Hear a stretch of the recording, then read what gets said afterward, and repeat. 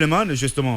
Monsieur le Président, l'actualité en Guinée, c'est aussi les questions de droits de l'homme.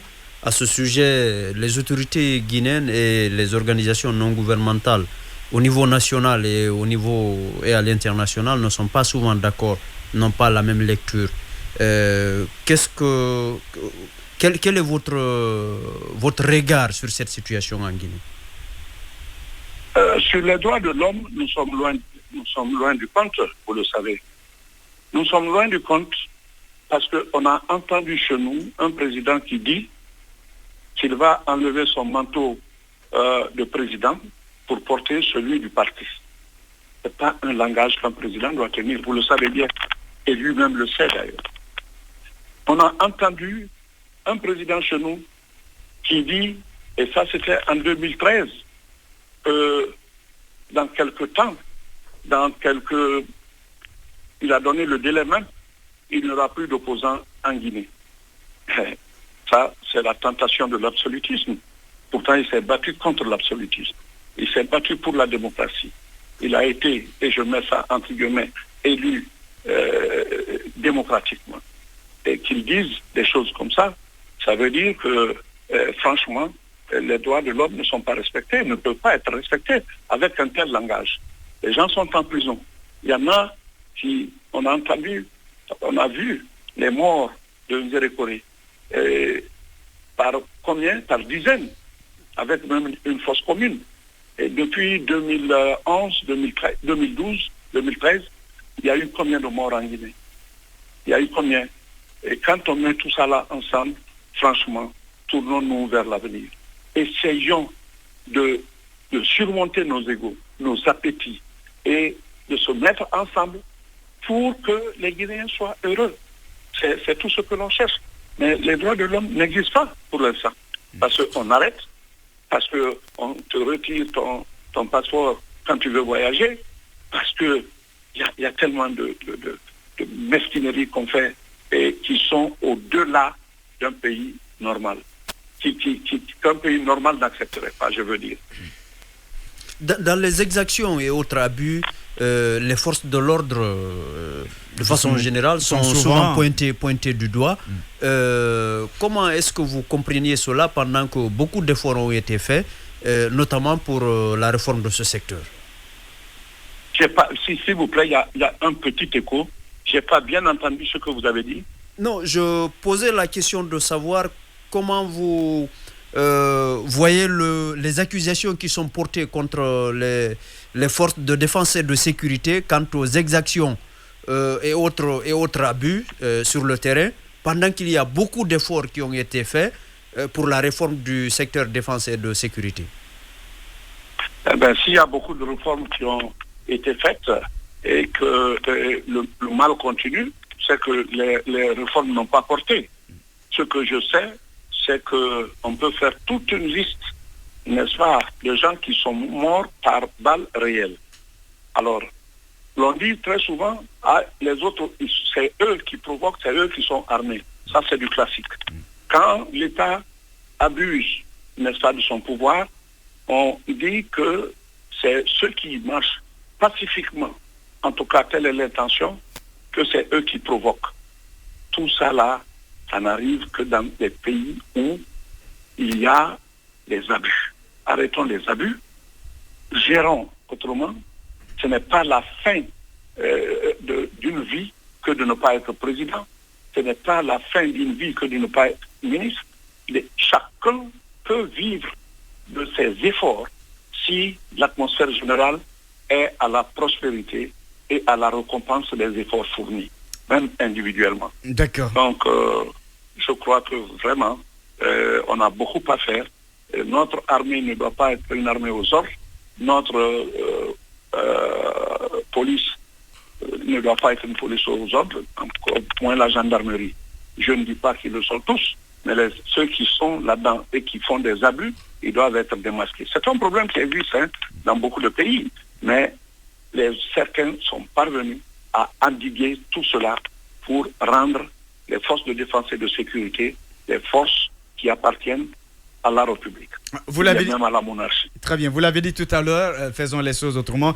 Le président de la République a désormais comme slogan « Gouverner autrement ». Est-ce que c'est le début pour vous, si vous voulez, d'une autre page qui pourrait être religieuse, une nouvelle page qui pourrait être bénéfique pour le pays?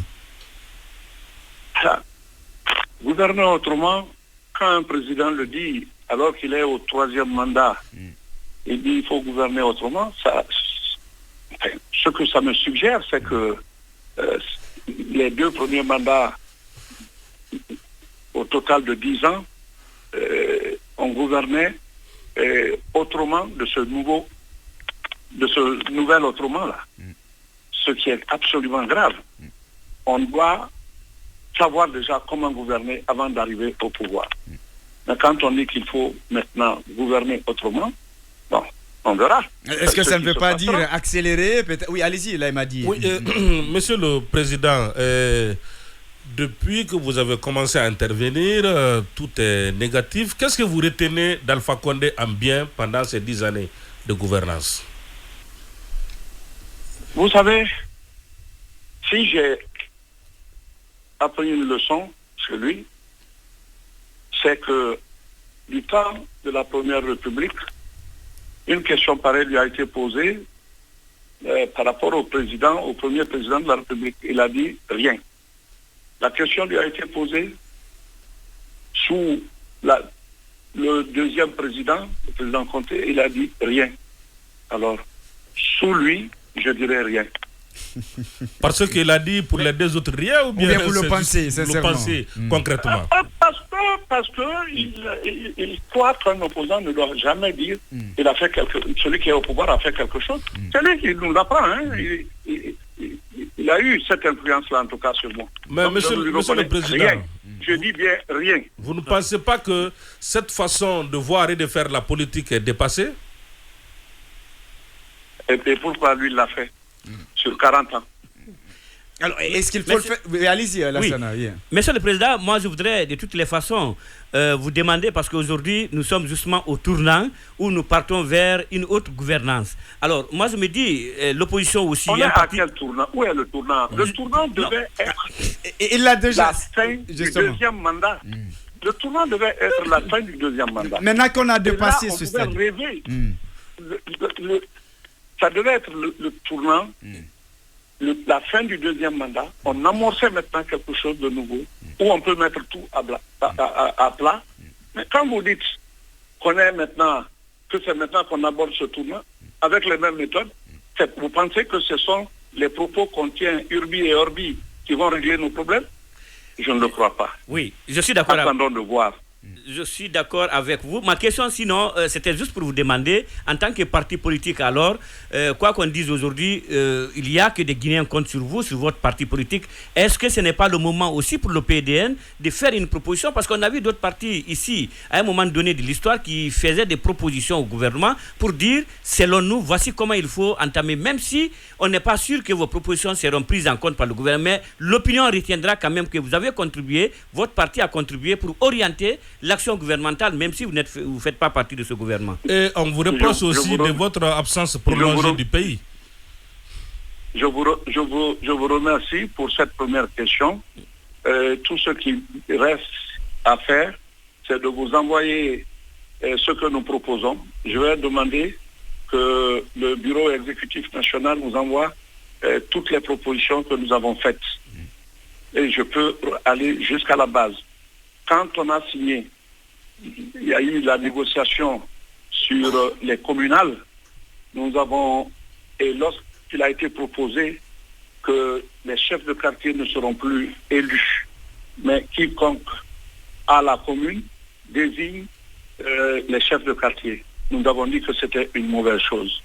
La démocratie, le premier étage, c'est justement cet étage qui commence par les quartiers. Ne pas les élire serait une mauvaise chose. Et finalement, on n'a pas signé. Nous n'avons pas signé cet accord. Pourtant, nous avons participé au dialogue. Ils sont allés à l'Assemblée. On en a fait une loi. Et de ce jour, peut-être, beaucoup pensaient que le dialogue grâce au dialogue et grâce aux lois, les communes allaient être installées. Vous êtes là-bas, vous le savez mieux que moi. Est-ce que toutes les communes sont mises en place jusqu'ici? Vous voyez, c'est toujours une étape qu'on franchit, après ça, on oublie.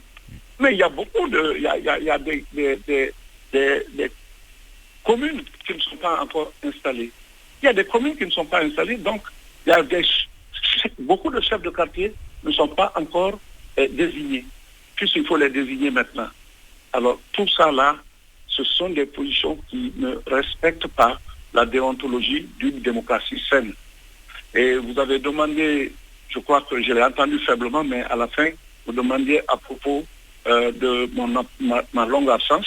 Je le concède, je suis absent depuis longtemps, mais j'ai tendance à demander, si j'étais présent, qu'est-ce que ça allait changer? Ceux qui sont là-bas, dites-moi ce qu'ils ont fait de mieux.